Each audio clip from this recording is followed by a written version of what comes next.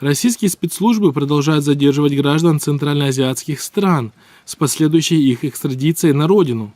Так, на днях в Петербурге был задержан 34-летний гражданин Таджикистана, объявленный властями Таджикистана в розыск за так называемый экстремизм. Об этом 15 марта сообщила АН «Оперативное прикрытие». Мужчина задержан накануне на Рижском проспекте. Его доставили в 77-е отделение полиции Управления Министерства внутренних дел России по Адмиралтейскому району Санкт-Петербурга.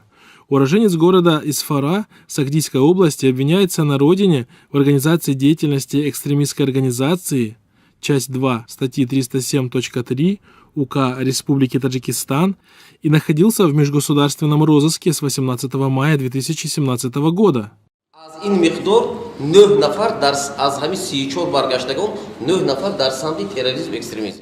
В качестве меры пресечения избрано заключение под стражу. Следует напомнить, что в последние 5-7 лет значительно возросло количество жителей Таджикистана, объявленных тираническим режимом Рахмона в международный розыск по сфабрикованным уголовным делам, по террористическим и экстремистским статьям Уголовного кодекса. В основном жертвами подобных фабрикаций оказываются неугодные режиму граждане, политические и религиозные активисты, а также просто соблюдающие свою религию жители страны.